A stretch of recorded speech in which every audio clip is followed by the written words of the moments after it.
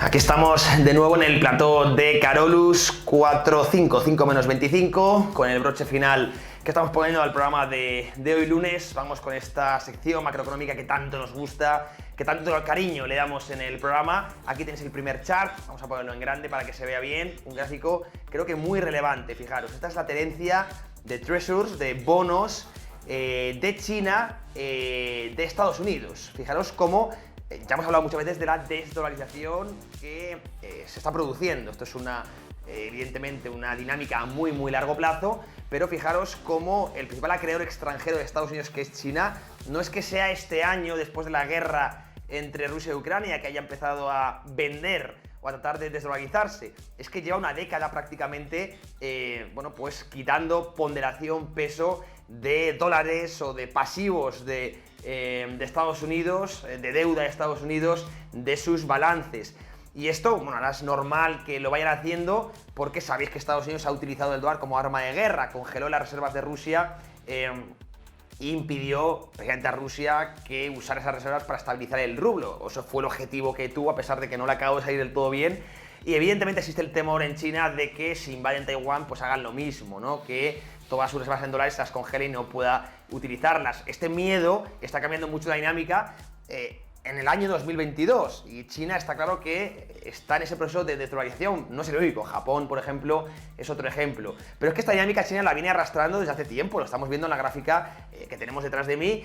Esto es un proceso, esto lo comenta siempre muy bien Ray Dalio, que es un proceso de muy largo plazo, pero que estamos empezando ya a ver claros detalles en esa dirección, como pues se está intentando un cambio hegemónico, donde el dólar ha sido la reserva, la moneda de reserva global en los últimos 50 años, y cómo se está intentando cambiar. Antes hablaba Álvaro esa reunión entre Putin y Xi Jinping, de nuevo con el oro, para tal, incluso de respaldar el yuan en una cesta de activos reales, una cesta de commodities, cómo se está intentando cambiar el patrón monetario.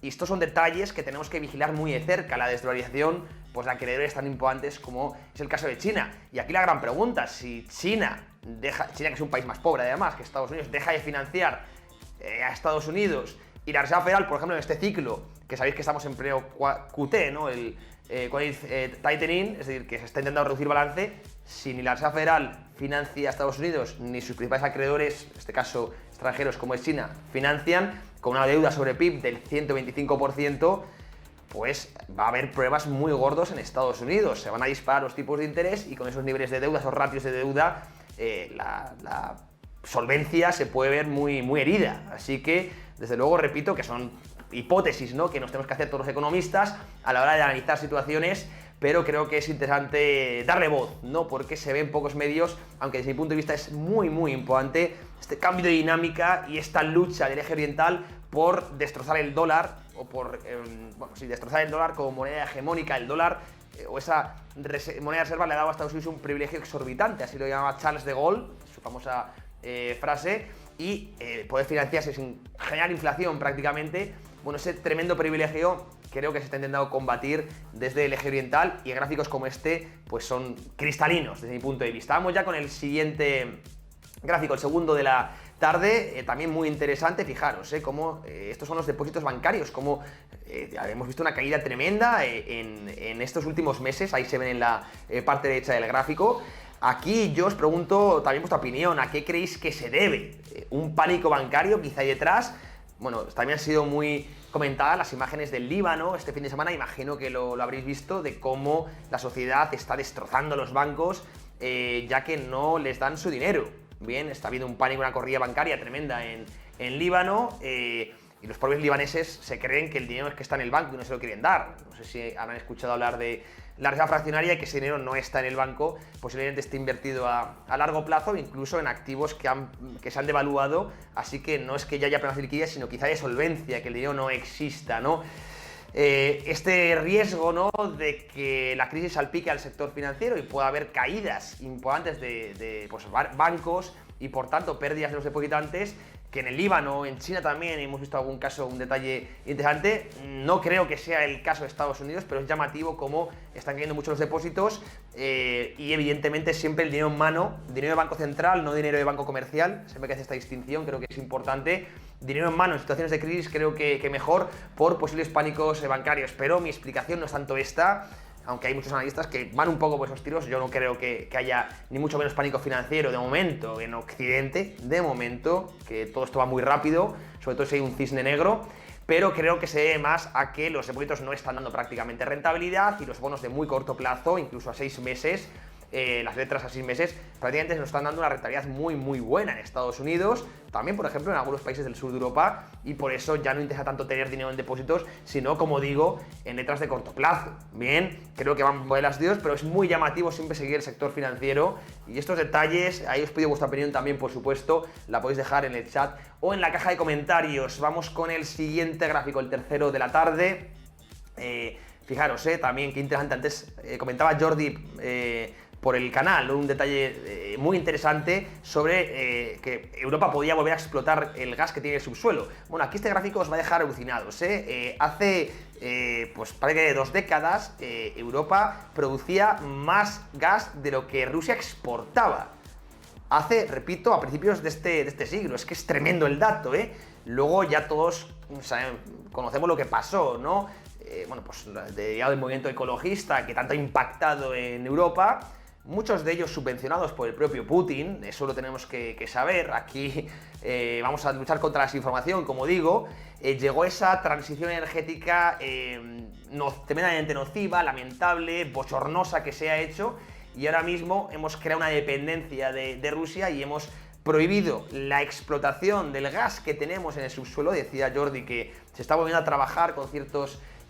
bueno, lo comentáis ahí en el chat, ¿no? Con ciertos planes de, oye, vamos a volver a explotar el gas que tenemos y así no depender tanto de Rusia, ¿no? Pero desde luego esto no es de un día para otro y la tendencia ha sido, vamos a depender de Rusia, no vamos a explotar. Por temas ecologistas, fíjate, cuando ahora se está quemando carbón es tremendo y echando mucho más CO2.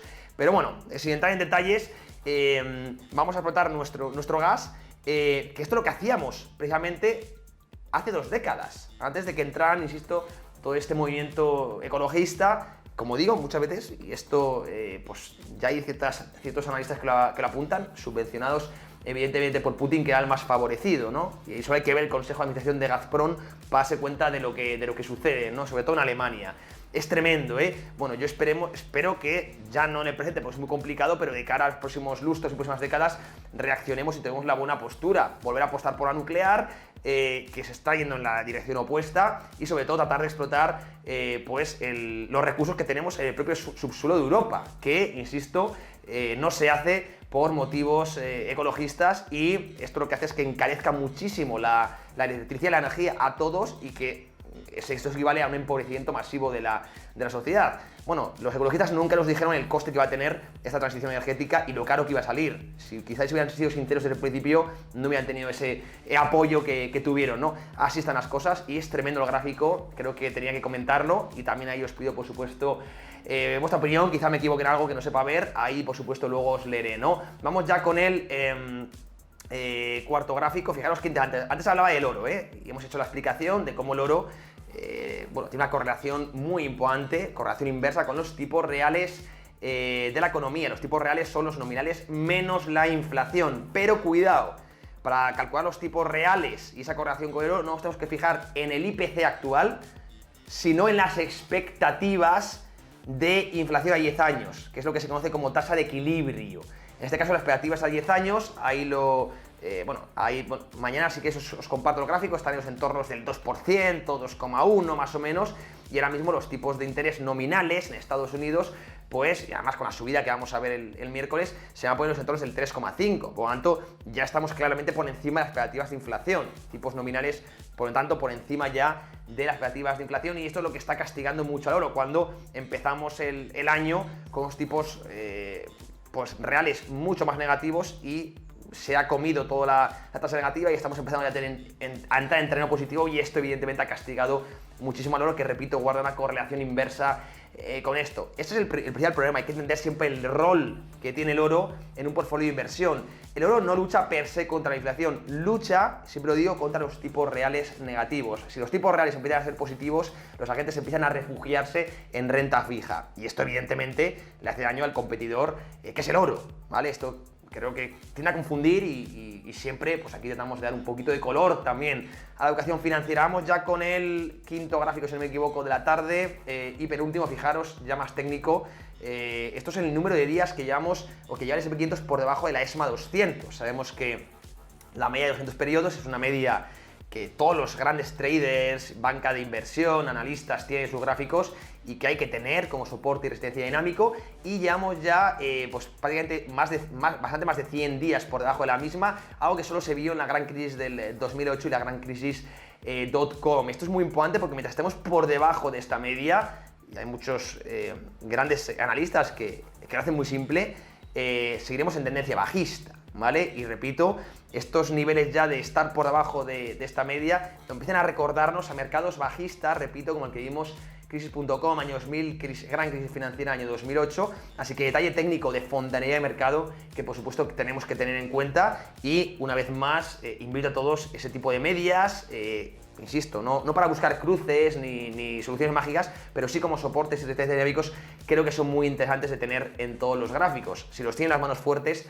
¿por qué no las vamos a tener nosotros? Vamos ya con el último gráfico de la tarde. Esto es un fractal, sabéis que bueno, pues es llamativo, sabéis que a nosotros no nos gusta comparar mucho mercados actuales en ciclos diferentes con otros ciclos, pero para que veáis un poco el comportamiento humano. Este gráfico lo que quiero enseñar es la naturaleza humana, cómo va dejando comportamientos o psicología de masas muy similares. En este caso es el mercado actual con el del 37. Es tremendo, ¿no? La similitud, el fractal, tanto en tiempo como en precio, y en caso de que fuésemos a ver una corrección similar, que repito, aunque no sean ciclos fundamentales ni macroeconómicos iguales, ni mucho menos, desde el lado psicológico, que al fin y al cabo es lo que mueve y lo que deja patrones en el precio, en el cruce entre ofertantes y demandantes, que no deja de ser una serie de humanos que tienen las mismas emociones ayer, hoy y las tendrán mañana, y por eso vemos este tipo de patrones técnicos que se van repitiendo de una forma estadística, psicología pura de masas.